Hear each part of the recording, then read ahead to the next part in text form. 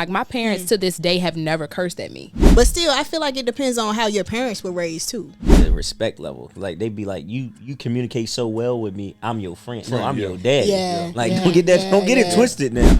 But you skip the part where like your grandma might didn't get a love to your father, so it'd be like a gap for real. So like I'm like my grandma's son for real, and like my dad, but it's like it's down like we almost like I'm his little brother for real. Yeah. Like my, you know what I'm saying? I call his mom my mom.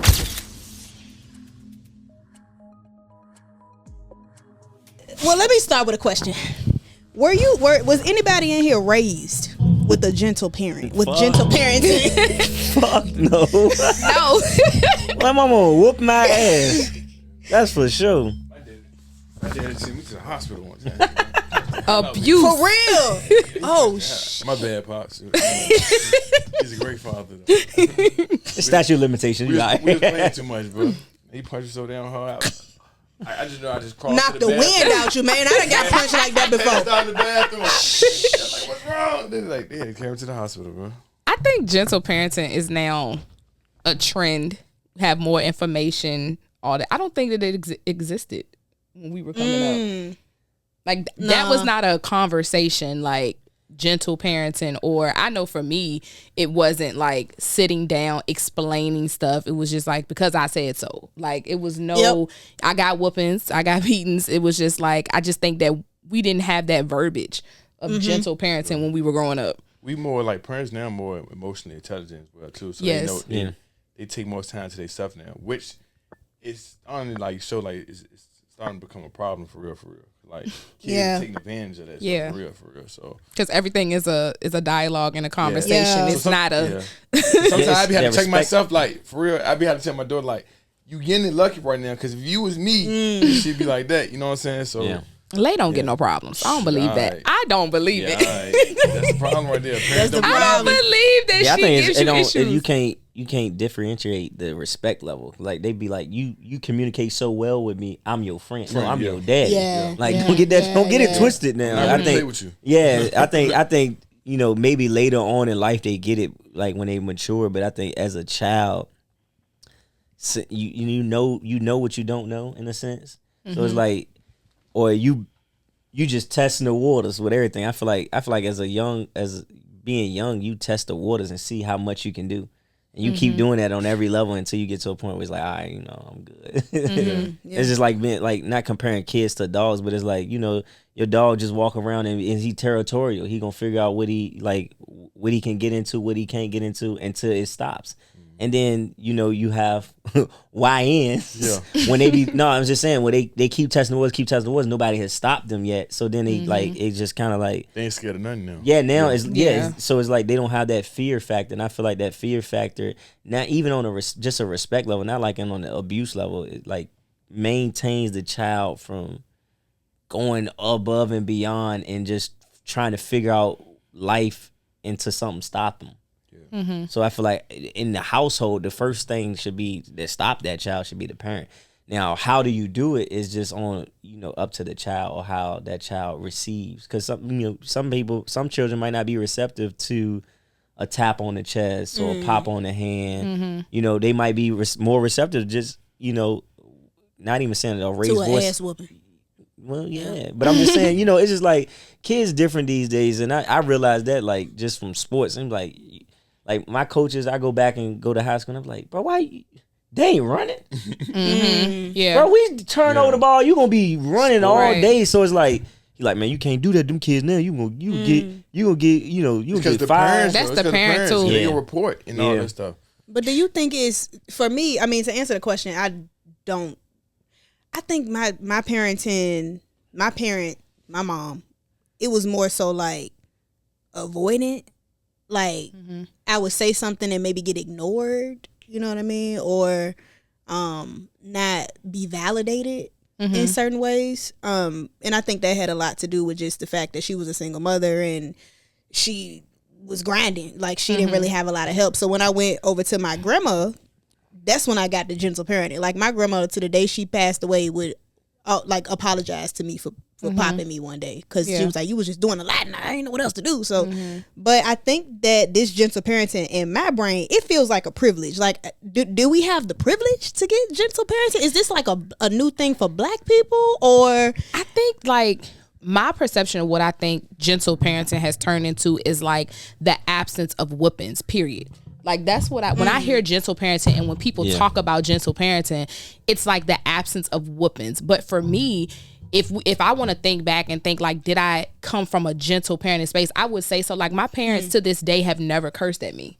Like never. I have never, like literally, I always say now, if my mom or dad were to curse at me like in a stern way, I would cry right now. And I would cuss back. Like sadly, I would cuss back, but it would like break me. So I think in that sense, like my parents have never, they never did it. So like when I think of gentle parenting in the context of what I hear it, I think it's just everyone is kind of more like not yelling or sitting with little Susie and having a conversation and things and not beating. But I think gentle parenting can be way more than just not beating.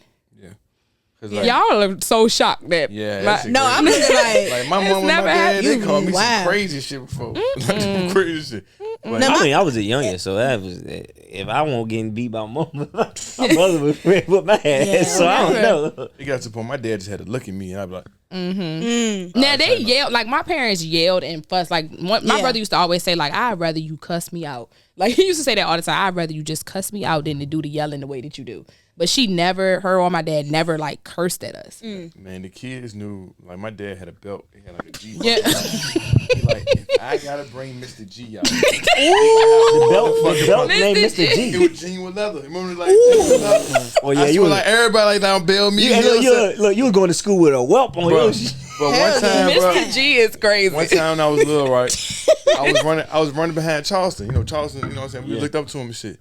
So he broke into like somebody's car down there, like playing around. You see me? And I jumped in the car with him. And my dad came out and said, "You want to run behind Charleston? Come in here." And I was fat as a kid, right? What? Bro, what? It's like humiliation ritual, bro. He did me dirty, bro. He like, do 20 push-ups. Every push-up you don't do right, I'm hitting you on your back. Bro, I'm talking about this struggling. Is abuse. This is a whip. On my back. Yes, master. This is terrible. I'm talking about crying, bro. Then Charleston, he just laughed like, but like. How old was Charleston? Charleston, like, he probably 2 years older than me. 3 years older. Yeah. That joint, they be like, they be like, man, rest in peace, Chuck. He be like, Mr. G, don't make me call him Mr. G. So I go around, people still remember that. They're like, all right, Troy, you acting up out here. But you know, a lot of parents with kids in the city felt like they had to be like that with their kids because they like, we got to be like that or the streets go take them. So I think it's interesting that you grew up kind of in the country. I'm in the country, yes, for sure. Charles City.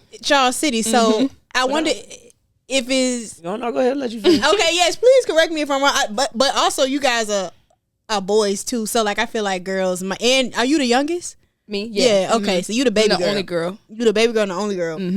So maybe you got it a little easier, but still, I feel like it depends on how your parents were raised too. Yeah, it's a lot of that. But also go back and correct me if I'm wrong about parents feeling like they need to kind of whip you at home or like put fire under you at home to do right before you go out in the streets and somebody else do something crazy because you done something crazy. No, I mean, I think coming from a single parent household, my mom was working more than anything, so it won't really too much. Oh, so you didn't grow up with your father? No, my dad was incarcerated. Gotcha. Okay. So I don't think that I think the focus is more like, let me take care of my kids. I'm gonna discipline them, but it's like they won't discipline us not to be in the street. It's just like being consumed and being around in the streets so much is not no like I don't feel like it's like, oh, I don't want my son to be in the streets. It's like it just happens that way. And it mostly happens in single parent households because of just you see, or I'm gonna just say struggling households, because you see your daddy going to work, your mama going to work all this time, and he still might not be able to provide as much. So you be like, man, shit, I see so and so doing this and doing that, I'm gonna make some money. So you start getting picked on what you wearing, your shoes and stuff like that. I know, like even when we moved to the county, it's like I wouldn't say too underprivileged, but like, bro, I was going to school with flea market shoes on, like I have a pair of black flays and white flays that had the silver tips on it. I be like, I got it from New York. To the point where I got tired. I'm like, man, I gotta find a way to get some money. But like my mom was doing the best she could. But like she said, she won't really. Like my mom don't even remember most of my childhood for her. So like most of she be hearing, she be like, where the fuck was I when this shit was happening? I'm like, you just was working. Like, yeah, you she working. started working at Verizon. I'm talking about she'll come home, she'll go straight to her room. 12 hours. Yeah, go to sleep. I'd be like, I don't. So it got to the point where I don't even want to be here. I just want to be in my grandma's house. So now I'm staying on my grandma's house doing school days and everything because, like you said, it give that love to him.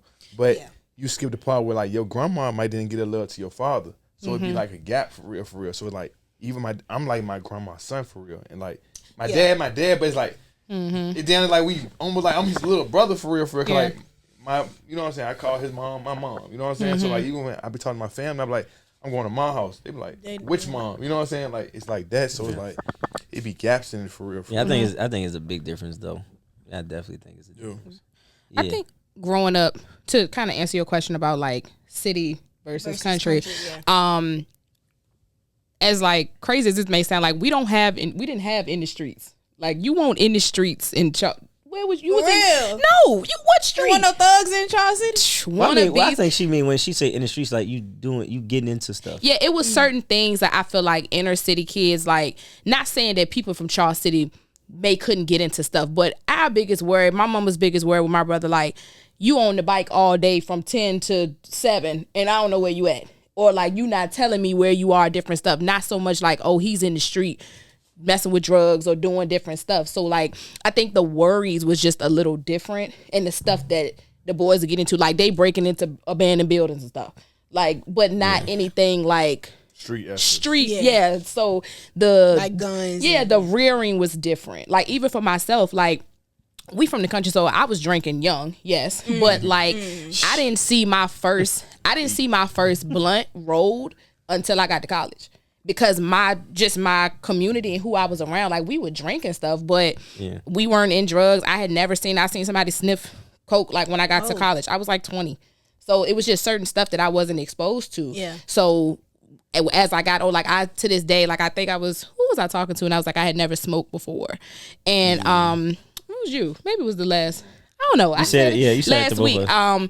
And so my story behind that, my cousin had gotten in trouble. I was in the 8th grade, and he had gotten in trouble. Like for some reason, they like searched his car or something at school, and they found like remnants of weed. And so where we come from, like that was just something that was like, oh my gosh. So as a young person, even though I know now that is not the reason why he was getting in trouble, but at such a young age, I started to think like my cousin, this is my first cousin, like this is like close. So I'm like, it seemed like once he got in trouble with that, so many other things happened. So as a young kid, I was like, weed was the cause of all that. So I created in my mind like I never wanted to smoke. And like I said, I know now as I'm older and can look back like that ain't had nothing to do with nothing. But it was just something that was just my first representation of what weed is. So people always like, why you don't smoke? Why you don't? And I'll tell the story. I'm like, I ain't had no bad trip or I ain't have nothing, but it was just kind of what was surrounding it. And like I said, coming from Charles City, I just wasn't exposed to that. I wasn't sheltered by my family. It's just my community won't doing stuff like that. And I feel like the difference might be too that like Richmond was so bad when we was coming up like in the 90s. It's like they had to prepare us different for real, like because that was their reality they was living there from like the 80s and stuff. So the stuff they seen. So I know my dad was super hard on like saying like, don't let nobody try you fighting. You know what I'm saying? Like my dad just used to pull me out of the house if something happened. Like you gonna fight him or you gonna fight me for real. So it's like it was that thing just to because they thought they ain't know where the world was headed. Probably you know what I'm saying? What we was gonna step into for real. So it's like they prepared us differently than what we see now. You know what I'm saying? Cause like the world way different now. Now they like kids deal with guns more than anything now. Like I know when I was coming up, maybe only one of us had a gun. Like we ain't even like play with guns for real. But now everybody they got guns. Like Mike, oh my bad. Yeah. Like shit, my goddamn like I know. They got bigger guns than I do for real. So, like, it's crazier now. I was a gun nigga. I ain't gonna hold you. It's just, like, literally when I think about, like, the differences, like, just a couple of examples that was just so different for us. Like, somebody being pregnant in high school for us was, like, she's pregnant. Like, hell in a handbasket. Not that it going to hell, but it's like, you may have had one so person, abnormal. one It's person just in the whole school. You may have one Yeah, person in the it's whole school not that's something pregnant, that or happened. if a senior was pregnant, you knew it. City. Whereas here, different high schools, that's the norm. What? If you didn't graduate from Charles City, it's like, yo, you didn't finish high school. Like that was something like not graduating was weird, Taboo. Like that was Like, taboo for us. Like you dropped out of high school, like that was something that you're supposed to do. And then in Richmond, it sounded like it was something this that one just pregnant. It's like that's the norm, happened. but It for was us, norm, it was yeah. like, oh my gosh, And she's Richmond's pregnant. so bad. You could go to other high schools doing school. Yeah. Yeah, And be like, hey, Lunches yo, and bro, stuff. you in class? Hey, bro, come open the door. We need to go in there. Yeah. Like what? Like Not open the like door. I was like I told you, I was jumping out the window, and because I always hung with older people, so it's like my Spanish class on the first floor. So when I go to lunch, you got to go to lunch and come back. I won't coming back. I'm hopping out the window going. Yeah. I I hopped was out the, scared that you was gonna get in trouble because I was Scared always of scared trouble that I of would what? get in trouble. So many At people. school. No, but I'm saying no. I was always so cool with security and all that. But they Right. started like noticing because at first I was going out the door. Now because I would just go out the door. They started putting chains on the door. So I was like, all right, Okay, I'm gonna jump lean out the on window. me. Lean on me. And then my Joker. teacher, I was like, look, you want something cookout? Because I'm going to like cookout. This one Put cookout horse first. in the goddamn. What? I'm gonna bring your cookout back. I'm not coming back. Like that's what it was. Yeah. But I was in accounting though, but like they were just based off athletes for real. So like if you was good in sports, they ain't really like, care. I had Yeah. rank, bro. It was like the head principal. He'd be like, Troy, you got 3 minutes. Like the assistant principal, he a white dude. He like, you got 3 minutes to get out because he ready to walk around. I'm like, I see you tomorrow. You know what I'm saying? He'd be like that, and I'd be gone half the day. As long as we took care of sports and winning, they ain't care about That nothing school else. was so small. You Athletic won't doing privilege. that. You won't doing that. Oh, no, I- this- privilege. Man, my what? graduating class is 44. So you, That's crazy. What the hell? my graduating, because the highest that has come out of Charles City was my mom in 82, and it was 82 of them. And I'm so rich and I'm ready to be like, damn, all them people failed. So like in high school, like my high school was like, and like the boys talk about it all the time, like you was not messing with no other girl. Like everybody was gonna know. Like it was no, like in our high school, our middle school and high school is had connected. hopes. So you know how when you in middle school, it's like, oh, I'm about to be in high school. I'm about to see what new girl. Like no, you saw everybody. Like it was no excitement for three us cheerleaders. going to high school because our middle school was connected to the high school. We had lunch. We had lunch in the same room. If you was in band, and then like for us, like when you walk to the gym, so we walking through the high school. So we in middle school, so we know like, oh, I'm gonna see the guys in the canopy. Like so, it was all connected. Y'all been with each And other don't since have an middle school. elective. You walking down the high school hall. So it was all connect. Like my high school, I think all of us together, 9 through 12, was probably like 250 to 300. Oh my god, Wow. Yeah. That's crazy. that's horrible. I couldn't even imagine that. 'Cause it's 44 of us. like, man, I went everywhere through the city. And like going to tech, you could.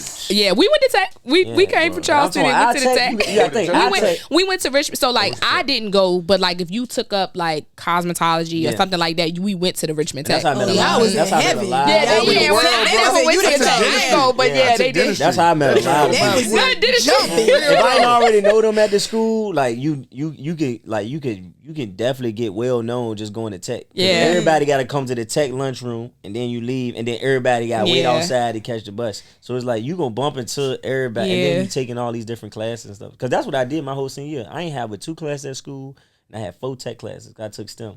I ain't Eighth do grade nothing. science, bro. I mean, I had ninth grade science. That shit blew the fuck out of me. 8th grade. I'm like, bro, I'm ready to graduate. What class you was in? I got a scholarship in ninth grade though. I mean, I'm taking ninth grade in my senior year, science, bro. I'm like, bro, I'm ready to graduate. Just let me do the work and leave, man. Yeah. See, but Richmond, you ain't have to do no work though, because like what people don't know is they got so many policies that pushes kids along. Oh, that no Yeah. child left behind. No, it ain't even no child left behind. They have a policy right now that you can't get under a 50 no matter what. Yeah. Yes, I heard about that. So you can put your name You on can the put your paper name on it and don't do nothing. That's crazy. And still You get a 50. You know, And that's but that shit sets up kids up for failure though, Yeah, because it's absolutely. like for me, I went to ODU, so going from TJ, I might have been in school 70 days because like I was working. I started working at 15. So it's like if I could go to work or go to Spanish, I'm going to work. Like it's not even in the question. So it's like me doing that and still passing with a 3.3 and then go to ODU and be like, whoa. Yeah. Because then the curriculum is. I couldn't even get in ODU. The curriculum was crazy, but I probably look. If I probably went to the county, I probably wouldn't have got to I got no on the school. wait list. Me, But I got don't in. think I got. But I had a 3.3 because, like I said, the rules in Richmond is like this. Like, so they got. I guess you got finals, but then they got stuff in between the finals, so you can do all your work and submit it before they put the grade in, and you'll get at least 75%. So, like, if you get it all right, you can get a 75. So you pass regardless. So it's like, since when you doing stuff like that, it's like, okay, if I'm in class, I'm gonna do the work. But if it's like homework, man, what? My homework grades was probably like F's. But if like I could go and get, then everybody sharing their paperwork. So then it's like, all right, everybody come to class to do makeup work. You got 10 sheets of homework. Everybody got the sheets. You got the right answer. Boom, you get 100. So now you got 75, and then you got your 80 or whatever because you did work in class. You gonna automatically pass. So it's just like, it's a push along. It's like no child left behind, but it's literally like they just falsifying the numbers to keep getting funding. That's really what they doing. Ooh. That's okay. I don't know who watching right now, but somebody is taking notes right now. Like, got the blueprint. That's school board, no? Yeah. They haven't changed I've been out of school, what, 2013, just 12 years. It's the same narrative. Because it's a certain criteria that you have to maintain for, what is it? Funding and what's the other thing? Accreditation, right? Yeah. So if we just going down, like nobody gonna take that L. So like, no, I'm gonna pass this along. Yeah, but eventually so this the bad part about it is where we at now. Like where they're trying to close schools because now it's going by attendance. So they saying, okay, well y'all don't have 50% attendance. Like John Marshall, I think they under 50. So they thinking about closing John Marshall. Wow. Blackwell Elementary is under 50%. They thinking about closing Blackwell. The elementary school. Yeah. Because bro, you gotta think of this, bro. When we live in a technology savvy world, and Richmond Public Schools curriculum is still based on a non-technical, it's not based on the phone. But you go to Henrico, like when I was in school, Henrico had laptops. Yeah. TJ was still carrying around textbooks. Yeah. So then you gotta look at it like this, bro. We not ready to carry no 20, 30-pound book bag with no textbook to come to class. And then we go to Henrico and they over there like, what textbook? Yeah. Because all that shit online. Even the campuses look like college campuses. Yeah. Like, the only thing online right now, I think, is English in the curriculum for Richmond. History is not, and I don't think science is. So you got to look at it like that. So then it's like, all right, these kids are the YouTube era. Yeah. Boom. I'm not ready to go sit in class and then look at them write or tell me what to do when their learning pattern is different. But the school system has not adopted something that every university or college across the country is using. So it's like when they know not to go to college because they can't. I learned it the hard way. I'm like sitting in a lecture class. You big. We sit in class with 200 people and they just teaching. And then you used to be in a class with 30 people and a teacher talking. She can call your name and now you're in a lecture class and there's 200 people. You ain't paying attention. You like, man, you say, what's on Instagram? What's on boom, boom, boom, boom. By the time you realize it, you got to take a test. And you like, what you mean? You ain't take no notes in the lecture. You didn't do nothing. And then your book online and you ain't pay no attention. You ain't take no notes. You got to come in and take a test. You hit. I used to come in to sign my name, walk out. I was like, I ain't gonna waste my time or your time. Yeah, but it's like, but the people don't get it. And then if you that three joint rule, when you don't come to lecture 3 times, that joint kills. It kills black people. I'm telling God. I think it's like 50% of all black students, like they fail in the first semester. Yeah. Because the transition is so different. It's hard. You got so much freedom. Then you waiting up that's your first time. Yeah. That's your first time. That's your first time being in the crib by yourself. Everybody talking about like don't take a 8 a.m. Like don't and me coming out of school, you like oh my. So like coming from high school, it's like well we been getting up. Like I was thinking that like why not take a 8 a.m. No, your mama getting up. And you didn't get out that house. I remember that first and 8 a.m. I didn't listen to somebody. I was like oh my god, it do hit different. Like it hits different. My first another point. But it is truly an adjustment. Like I used to look at my schedule like I have so much time to take a nap. I got kicked out. I was on academic probation and I had a charge. What you doing? I'm gonna kill him. I was I'm on. gonna have to get y'all some tables. I was on 42nd by the time I got kicked off the team. Yeah, no, I'm saying I had a .9. I mean, I was trying to get some money, so I wasn't even thinking about. I mean, I ain't really give a fuck about school. I'm be honest with you, like, I had a revelation. Like I said, one of my first roommate, his dad was like VP or something, GM or something, and then his mama was IBM. Like what? I hear him arguing like, man, you fucking up. You ain't doing shit. And I'm like, he like, your sister's gonna be great.